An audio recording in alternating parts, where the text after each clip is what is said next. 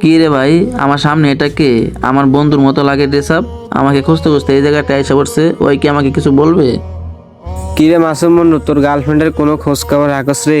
ও গিয়া কি করে না করে? ওর খোঁজ খবর নিয়ে কি হবে বন্ধু? কালকে আমার কাছে আইফোন 70 প্রো চাইছিল, আমি দেই নাই দেখে আমার সাথে ব্রেকআপ করে চলে গেছে অন্য একটা পোলার সাথে। এইসব কি কস বন্ধু? এটা সত্যি নাকি? হ্যাঁ বন্ধু, সত্যি। ওরে খুব মিস করতেছি আমি বন্ধু। থাক রে বন্ধু, কষ্ট পাইস না, আমরা আছি না তোর লাইফে।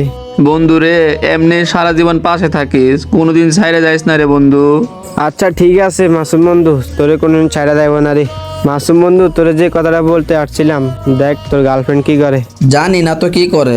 কেন, কি হয়েছে বন্ধু? আরে মাসুম বন্ধু, কি যে কমু, মাত্রই দেখে আসলাম ওই নদীর পাড়ে একটা পোলার সাথে তোর গার্লফ্রেন্ড খারাপ কাজ করতেছে। এইসব কি কস বন্ধু? পাগল হয়েছস তুই? আরে বন্ধু, আমি পাগল হব কেন? তুই আমার সাথে আয়, তাহলে তুই তোর নিজের চোখে সব দেখতে পারবি। আচ্ছা ঠিক আছে বন্ধু, আমার ওই জায়গায় নিয়ে চল, দেখি আমার গার্লফ্রেন্ড কার সাথে কি করে। মাসুম বন্ধু, আমার সাথে সাথে আয় তুই। আমি আইতাছি তোর পিছে পিছে, আমার ওই জায়গাটায় নিয়ে যা, চালু।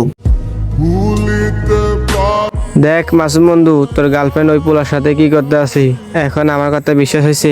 হ্যাঁ বন্ধু, একটু চুপ কর, দেখি আমার গার্লফ্রেন্ড ওই পোলার সাথে কি কি করে।